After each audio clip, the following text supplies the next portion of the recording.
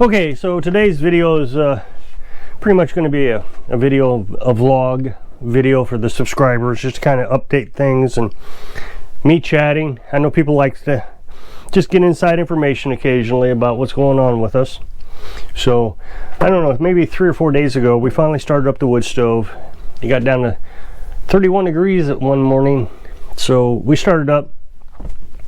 I think I ran it, well today let's see, yesterday I only ran it once. I don't think I'll probably have to run it but once this morning. I ran it this morning, and then I guess 2 days in a row I ran it twice, once in the morning and once in the evening. So it's nice to have this back. It's funny about the wood stove.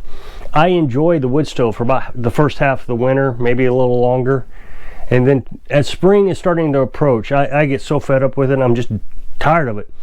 And so I always think, well, when fall rolls around, I'm going to dread it again. But I don't. I really do enjoy it. Carolyn has been splitting the wood really tiny for the fall season. When I use that hammer, it hurts my elbow for some reason. I don't know what's wrong. Maybe arthritis, I don't know. And she's kind of letting that heal. It healed up over the summer, but I picked up the hammer the other day and it started aching again. So she's done a lot splitting with the hatchet and the hammer, you know, trying to get it down into these smaller pieces. We live in a tiny house, so you can only split it so small with a splitter or a maul. So eventually you're going to have to just break it down to almost kindling size.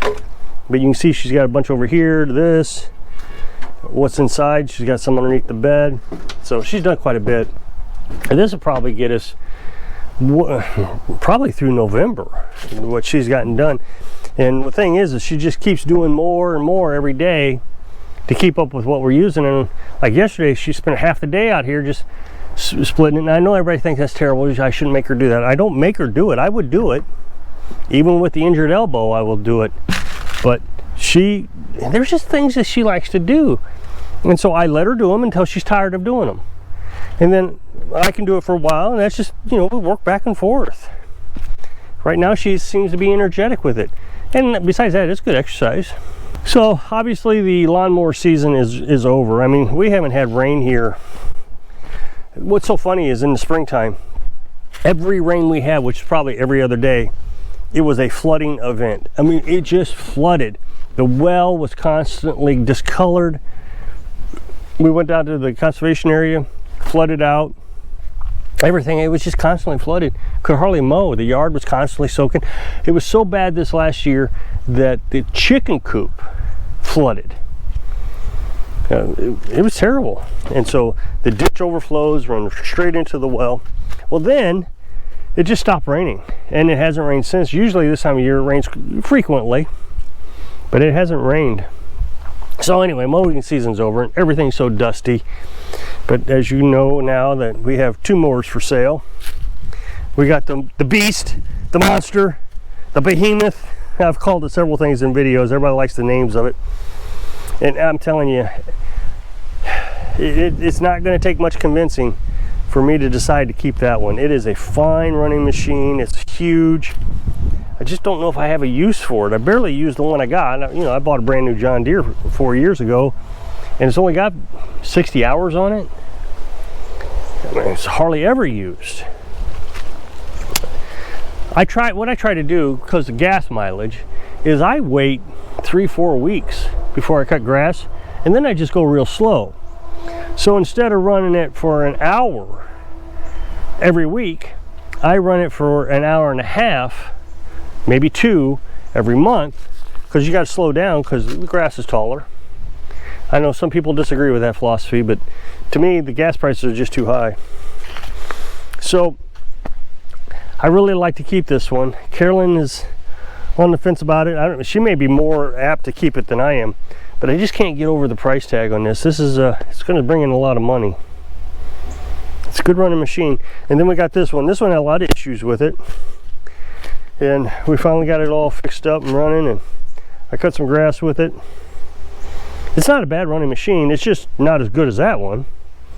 It probably could use a new carburetor. But I mean, it starts up. it's just got a funny start is what it is. When you choke it, you bring it over here, you choke it, and you start it, and it'll pretend to start and then die and choke. And then you'll bring it down off a choke, and I don't know, it kind of starts, and then you bring it down real fast and bring it back up, and it'll start and run. So it's just got a funny starting sequence to it. It starts, you just got to learn the sequence is the biggest thing. We had to redo the brakes on it, had to do the entire ignition system over with a push button start and a switch to shut it off. New battery. I can't think of anything else that I've done with it. New belt. So I've talked to you before about how I want to handle warranties and as is and all that, and I don't know if I still don't know if I have a solution. I really just don't know. I'm going to go through it all. I want to talk to you about it. But well, yesterday there was a man, an elderly man, came over here, and he was walking on 2 canes. And I mean, this place is, you know, this right here was put down by the Missouri Department of Transportation. You know, they paved the road here, and they put this down, and it made this just absolutely impossible to walk on. You just roll down the hill. Well, I mean, he's rolling down the hill on 2 canes. I just knew he was going to fall over.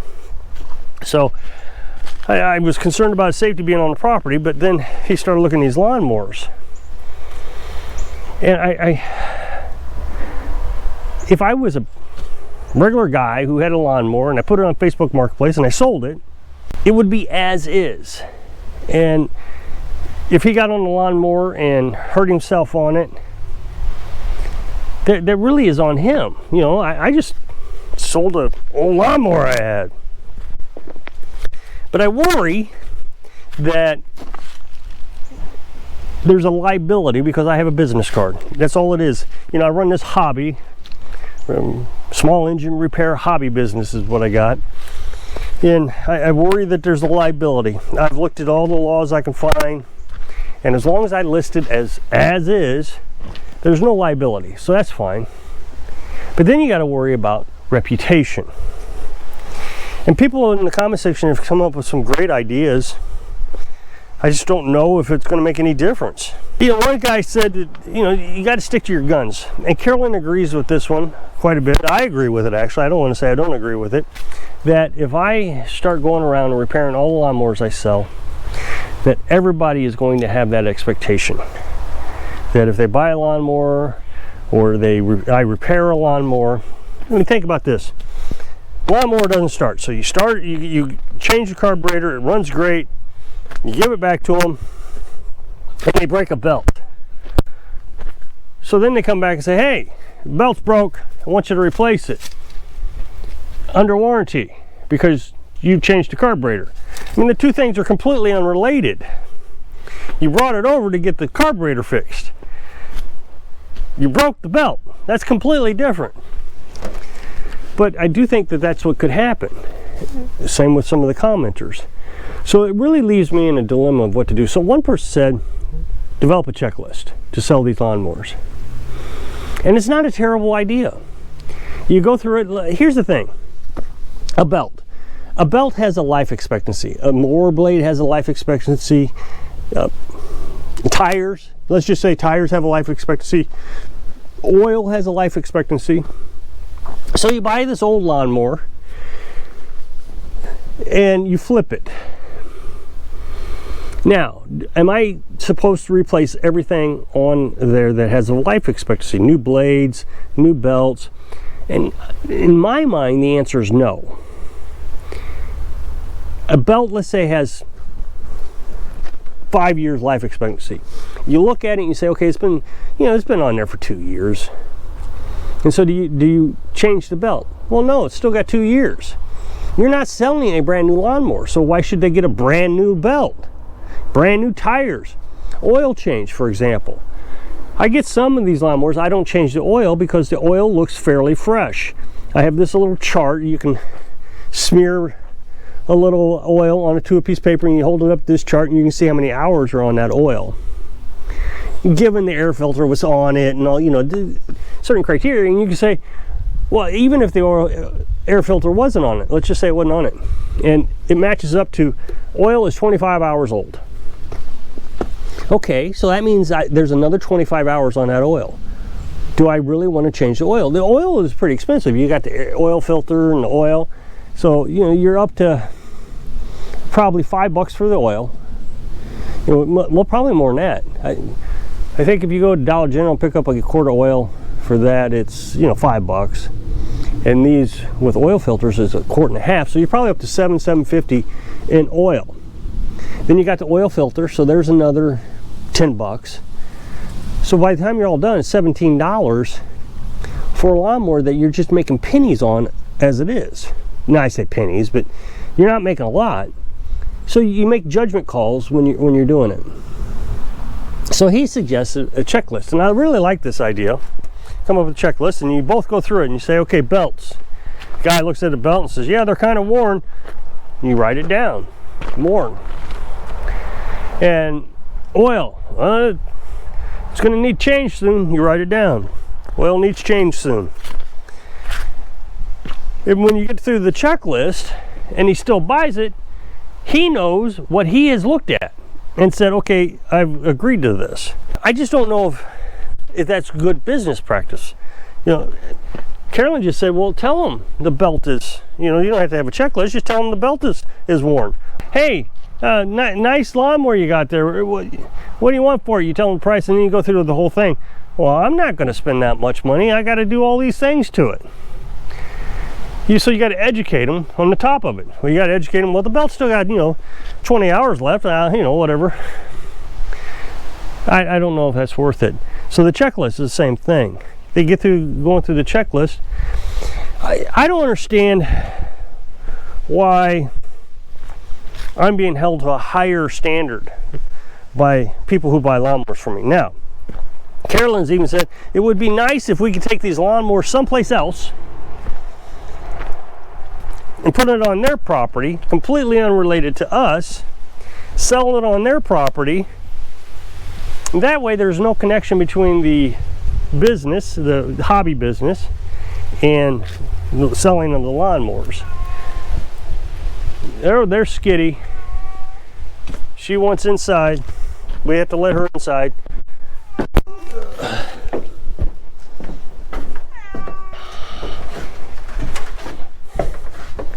There you go.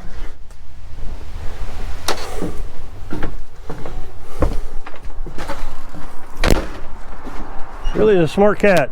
Like I said, that elderly man came by, and he could hardly hear me. I was having to yell to have any conversation with him.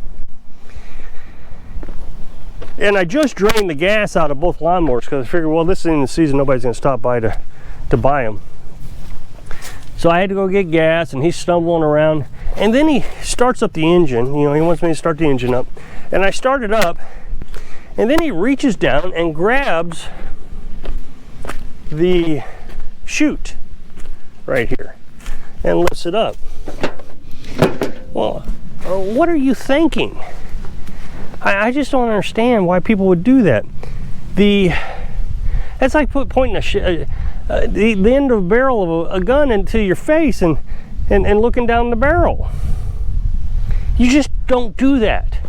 You know, anything could be wrong. It had malfunctioned, and he just stuck his hands in the blades.